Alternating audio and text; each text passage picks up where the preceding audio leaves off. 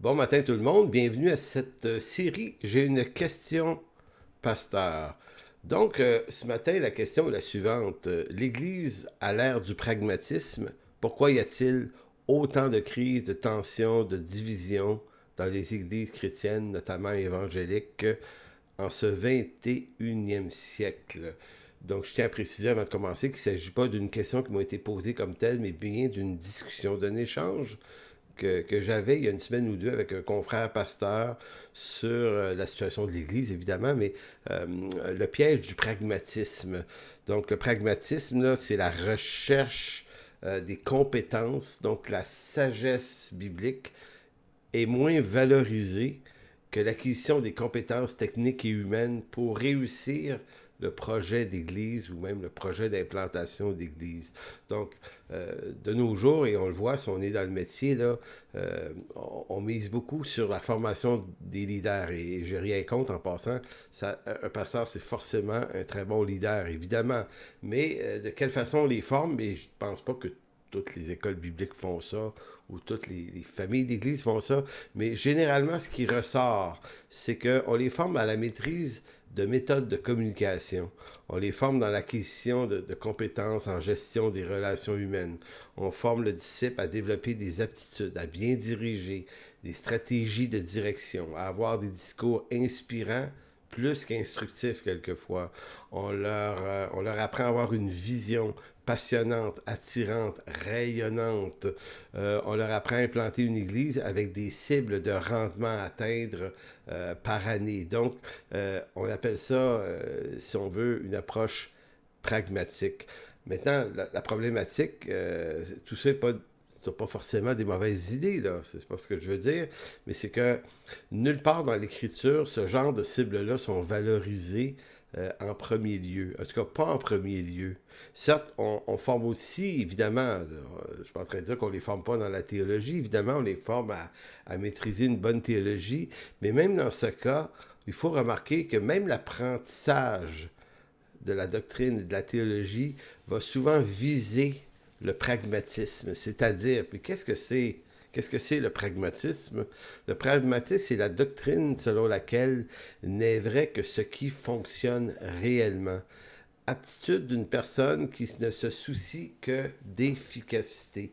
Donc, vous avez compris il y a ici l'idée là, que si le pragmatisme ne s'intéresse qu'aux choses qui fonctionnent, c'est ça qui va être valorisé et ça c'est extrêmement présent dans notre monde occidental. D'où vient ce pragmatisme assuré? Eh bien, probablement du darwinisme. La théorie de Darwin qui veut que dans une espèce, les plus aptes sont les plus efficaces à faire avancer, si on veut, l'espèce, bien, puisque notre monde adhère à du darwinisme, ça se glisse dans nos mœurs inconsciemment. Mais c'est surtout probablement le capitalisme. Le capitalisme, c'est l'idée que un rendement, un investissement doit toujours avoir un rendement, que ce soit en termes de finances ou en termes de temps ou en termes d'effort, il faut qu'il y ait une valeur ajoutée à ce qu'on met. Donc c'est l'efficacité et c'est l'atteinte d'objectifs quantitatifs qui deviennent le moteur des décisions que l'on prend dans nos églises au détriment d'une profonde relation avec Dieu, d'une saine théologie qui nourrit la foi. Donc, on est beaucoup moins aujourd'hui dans les profondeurs. On est beaucoup moins dans la prière. Je ne suis pas en train de dire qu'on ne prie pas, mais on remet les choses à Jésus au commencement, puis on remet les choses à Jésus à la fin d'un projet, mais la prière occupe peu d'espace. C'est beaucoup de la stratégie pour atteindre des objectifs. C'est beaucoup ce dont il est question. Maintenant, l'hypothèse qu'on pose ici, c'est que c'est ça qui est le ferment de beaucoup de tensions, de problèmes et de divisions, puisqu'on est mal formé à faire l'œuvre de Dieu, c'est-à-dire qu'on se donne d'autres formes de paramètres, d'autres types de confort, d'autres types de... Donc, on devient des pragmatiques. On s'inspire du développement des entreprises séculières qui valorisent, elles, en ce monde, et c'est normal, là, entreprises séculières vont valoriser les compétences de l'homme. Alors que l'Écriture, elle, propose l'acquisition d'une sagesse spirituelle comme moyen d'atteindre toutes les compétences requises pour l'homme que Dieu appelle à son œuvre. Ici, là, on n'est pas en train de dire que les hommes qui sont appelés ne doivent pas être compétents, mais c'est que c'est d'abord une question d'appel, et c'est d'abord Dieu qui fournit les compétences nécessaires, hein, les compétences nécessaires et spirituelles à l'atteinte des objectifs euh, que celui qui est appelé va devoir accomplir. Alors que nous, dans le temps présent, on s'inspire d'entreprises séculières et on valorise avant toute chose les compétences humaines. Donc les profondeurs spirituelles prennent moins d'espace et les compétences humaines en occupent beaucoup plus. Ce qu'on ignore ou ce qu'on a oublié, c'est que c'est Dieu qui bâtit son Église et non pas nous. Donc un petit rappel important en 2 points ici. Selon l'Écriture, l'atteinte du succès dans l'œuvre de Dieu ne dépend pas de nos stratégies et nos compétences humaines. Non, non, non. Elles dépendent du dessein de Dieu qui appelle ceux qu'il a choisis, ceux à qui il donne des compétences et une sagesse pour accomplir ce que sa volonté exige. Ici, on ne dit pas que celui qui est appelé n'a pas besoin d'aucune formation de disciple. Au contraire, il en a besoin, mais il a besoin d'une formation de disciple par une personne qui est elle-même un disciple animé d'une sagesse et d'une profondeur de Dieu. S'il est animé de stratégies toutes humaines, dans d'autres mots, des très bonnes idées, ben, il va former son disciple comme ça. Donc, ça, c'est le premier appel. Le deuxième, c'est qu'on ne dit pas que les compétences on ne dit pas de négliger les compétences ici. Là. Je ne suis pas en train de dire ça. Je suis en train de dire que l'idée est de comprendre que nos compétences doivent être mises au service de Dieu qui donne la sagesse par sa parole, plutôt que de soumettre l'Écriture aux aléas des compétences issues de la sagesse humaine. Je relis ça, c'est important. Il ne s'agit pas de négliger les compétences. L'idée est de comprendre que nos compétences humaines doivent être mises au service de Dieu qui donne la sagesse par sa parole, plutôt que de soumettre l'Écriture aux aléas des compétences humaines issues de cette sagesse toute humaine. Donc on pourrait dire qu'en nos jours, nous bâtissons notre Église au nom de Jésus, plutôt que d'être des instruments entre les mains de Jésus qui bâtit son Église. Donc pourquoi on agit de la sorte? Pourquoi on fait ça? Bien parce que le succès et la réussite sont hautement valorisés en ce monde. Nombreux sont ceux qui estiment que l'Église devrait socialement rayonner et réussir de telle sorte pour être remarquée des hommes et retrouver sa place dans la sphère des nécessités sociales. Voyez-vous, on se dit, faut donner à l'Église un rayonnement qui fait que les hommes, les gens, s'ils la fréquentent pas, au moins ils vont la trouver utile. C'est du pragmatisme, là. Tu sais, faut qu'elle produise quelque chose. Pourtant, bien que les œuvres, les bonnes œuvres auxquelles on est appelé, parce qu'on est appelé à pratiquer des bonnes œuvres, soient tout à fait importantes dans le Nouveau Testament, elles doivent rester discrètes et ne pas cacher le message de l'Évangile. Et là, je vous lis un texte dans Matthieu, chapitre 6, versets 1 à 4. Gardez-vous de pratiquer votre justice devant les hommes pour en être vu. Autrement, vous n'aurez point de récompense auprès de votre Père qui est dans les cieux. Lors donc que tu fais l'aumône, ne sonne pas la trompette devant toi comme font les hypocrites dans les synagogues et dans les rues, afin d'être glorifiés par les hommes. Je vous le dis en vérité, ils reçoivent leur récompense. Quand tu fais l'aumône, que ta main gauche ne sache pas ce que fait ta main droite, afin que ton aumône se fasse en secret, et ton Père qui voit dans le secret te le rendra.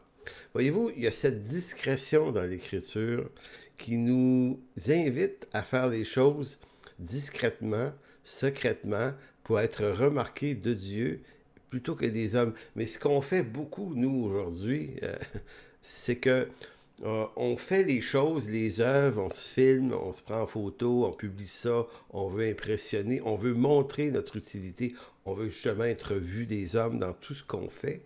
pensant que c'est une bonne façon sur le plan marketing de se faire remarquer. En fait, on fait ça pour être remarqué des autres chrétiens.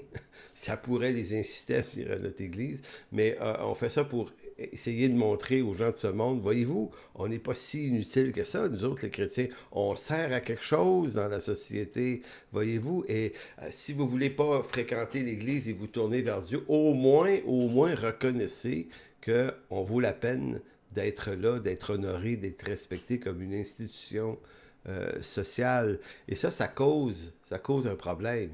Au fond, ce qui devrait être davantage entendu des chrétiens sur l'espace public, c'est le message de l'Évangile.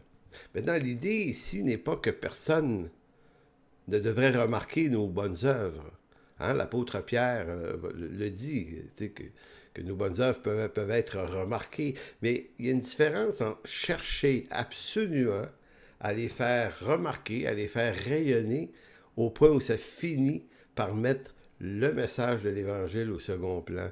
Donc c'est pour ça que je dis que l'idée, c'est pas que nos œuvres ne puissent pas être remarquées, mais plutôt que ces œuvres ne doivent pas être continuellement exhibées pour prouver la pertinence de notre présence en ce monde. Les bonnes œuvres sont appelées de Dieu et Dieu récompense ceux qui les font, mais il y a une condition à ça, c'est que celui qui les fait les fasse devant Dieu seul.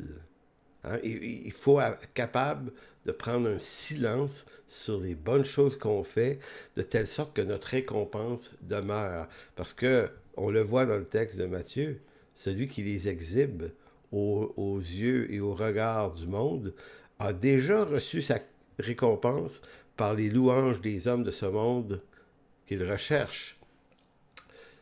Maintenant, pour expliquer d'où ça vient, c'est pourquoi nous, les chrétiens du 21e siècle et même du 20e siècle aussi, pourquoi on est coincé dans un piège comme ça, insidieux, pas tout à fait conscient. On ne décide pas de fonctionner comme ça, on fonctionne comme ça. Pourquoi? Parce que c'est dans l'air du temps. Mais ça vient d'où? Eh bien, il y a un homme important, un Français, qui s'appelle Jacques Ellul. Je crois que plusieurs d'entre vous peut-être connaissez cet homme-là. C'est un historien, un sociologue, un théologien, un juriste français qui est mort aujourd'hui, décédé en 1994.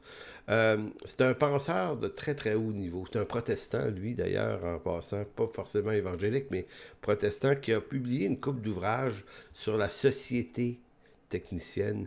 Et c'est probablement l'homme le plus brillant à avoir expliqué le problème. Et lorsqu'on s'intéresse aux ouvrages de Ellul, il y a beaucoup de lumière qui s'allume dans nos cerveaux sur la condition de l'homme de notre temps et donc de nos églises. Parce qu'il faut bien savoir une chose, l'Église a tendance à prendre les mêmes teintes que les idéologies en circulation dans le monde. On a beaucoup de difficultés à être biblique.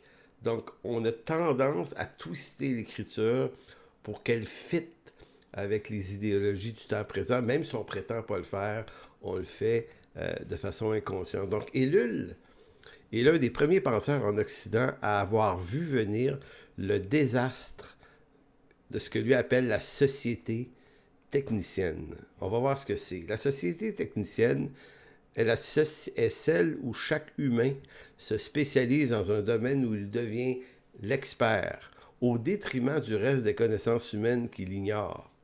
Pour vous illustrer ça, moi, mes grands-parents, qui sont décédés depuis très très longtemps, mais que j'ai connus, étaient capables de tout faire dans une maison. Ils étaient capables de construire la maison, ils pouvaient réparer la maison, ils pouvaient changer les fenêtres de la maison, ils pouvaient jardiner, ils pouvaient avoir des énormes jardins, ils pouvaient s'occuper des animaux, ils pouvaient réparer une auto, ils pouvaient... Les hommes d'autrefois étaient multitâches, ils savaient tout faire, ils étaient très capables de s'organiser facilement entre eux, sans avoir besoin de spécialistes. La société technicienne, c'est celle où, après la Deuxième Guerre mondiale, le paradigme a complètement changé. On s'est mis à former des spécialistes dans un seul domaine qui fait qu'un homme est capable de faire une seule chose très bien et il va être probablement un peu poche dans le reste. Bon, l'exemple, l'homme du 21e siècle peut être un expert sur comment sauver une entreprise de la faillite, mais il ne sait pas nécessairement comment sauver son mariage. Il sait construire des routes, des ponts et des gratte-ciels, mais il ne sait pas construire des relations humaines de qualité. Et là, il définit le phénomène de la société technicienne comme la préoccupation de l'immense majorité des hommes de notre temps de rechercher en toute chose la méthode la plus efficace pour atteindre un but. Je répète ça. C'est l'homme de notre temps recherche en toute chose, la méthode absolument la plus efficace pour atteindre un but. Donc, selon Ellul, la technique façonne la civilisation occidentale plus que tout autre facteur, plus que partout ailleurs dans le monde. Et c'est parce que cette civilisation occidentale se caractérise, écoutez ça, là, par une propension au gigantisme et à la massification, la masse, la quantité, et à la concentration des moyens que la technique englobe toute l'activité humaine. Selon Ellul encore, c'est l'idéologie technicienne qui doit être combattue. L'éthique technicienne affirme que tout ce qui peut techniquement se faire doit moralement être fait. Écoutez, c'est fort là. L'éthique technicienne, je le répète, affirme que tout ce qui peut techniquement se faire doit moralement être fait. C'est le credo des sociétés techniciennes actuelles qui sont fondées sur le culte de la performance et de l'efficacité à tout prix, qui, après avoir colonisé les esprits, l'idéologie technicienne finira par s'insinuer dans les corps par diverses biotechnologies et voire le transhumanisme. Voyez-vous, il avait déjà, lui, perçu en 1977, lorsqu'il a écrit son livre sur le système technicien, qu'on s'en allait vers ça. Au nom du progrès, dit-il, technique, l'homme est devenu une matière soumise, instrumentalisée et manipulée par des moyens techniques qu'il s'est inventés. Donc, la société technicienne, c'est ce que ça fait, c'est qu'on devient hyper spécialisé dans un domaine au point d'être complètement ignorant de tout le reste. Donc, et là, il a commencé à réfléchir à ces choses en 1954. Il avait écrit un essai qui s'appelait La technique ou l'enjeu du siècle. C'est des ouvrages que vous pouvez probablement vous procurer encore aujourd'hui. Et en 1954, lui, il a prédit le bourbier dans lequel notre monde se trouverait au 21e siècle. Il avait dit, ça va aller mal parce que les hommes vont être des ignorants, mais à la fois savants et hyper spécialisés dans un domaine. Donc, il dit, ça ne fera pas du bien à la société, ça va la déconstruire et la déstructurer. Et il avait tellement raison. Et c'est là qu'on est. C'est pour ça qu'en 1977, là, il a publié un de ses meilleurs ouvrages qui s'appelle Le système technicien. Essayez de vous trouver ça, vous allez aimer ça. Donc, je m'en vais vers ma conclusion pour dire que le plus grand drame n'est pas tant que ce monde en lui-même croule sous la domination d'une idéologie technicienne. Non, pour nous, chrétiens, le drame, c'est que l'Église et ses formateurs empruntent inconsciemment le chemin qu'inspire cette idéologie en pensant que l'Église a besoin d'experts et de techniciens pour atteindre des objectifs de croissance. Parce que nous croyons qu'acquérir des compétences mène à la réussite, nous formons des disciples à absorber des compétences en leadership, en gestion, en théologie, parce que nous croyons que la maîtrise technique des compétences suffit à accomplir de grandes choses pour Dieu et réussir sa vie de chrétien, de pasteur, voire d'implanteur d'église. Or, c'est l'inverse qui est bibliquement vrai. Au fond, l'Écriture, ce qu'elle dit, c'est qu'il faut d'abord acquérir la sagesse par la crainte de l'Éternel, posséder ou être possédé par une profonde et une saine théologie. C'est ces sagesses-là qui mènent à toutes les compétences. Donc, on n'est pas contre les compétences.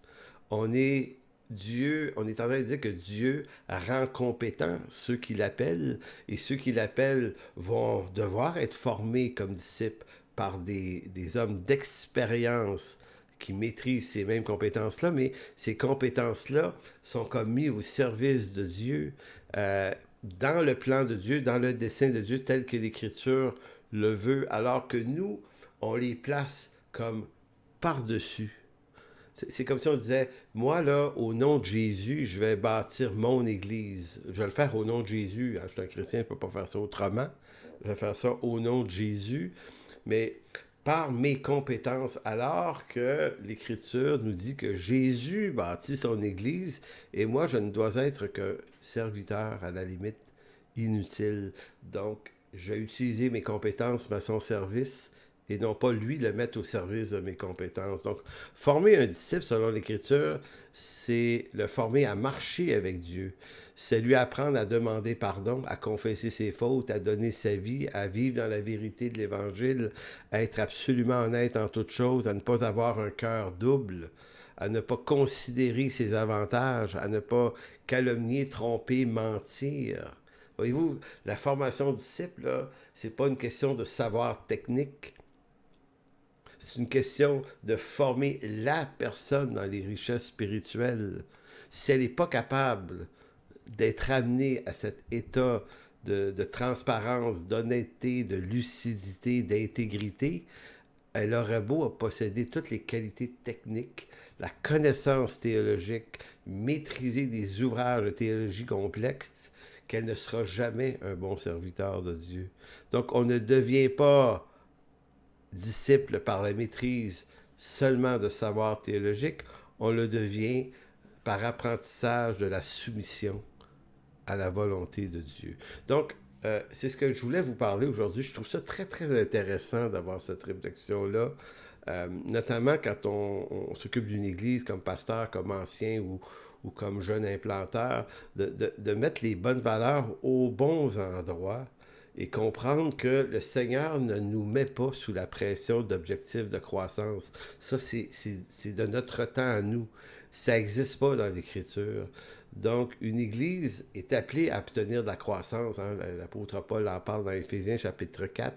Mais si vous lisez Éphésiens chapitre 4, vous allez voir que la croissance, elle ne repose pas sur des effets, sur si on veut, les compétences techniques des choses, mais sur la qualité de l'unité dans le corps de Christ et par ceux que Dieu appelle. Donc voilà en quelque sorte ce que je voulais vous parler ce matin. Que Dieu vous bénisse en espérant que ça puisse être utile dans la réflexion. Bye bye.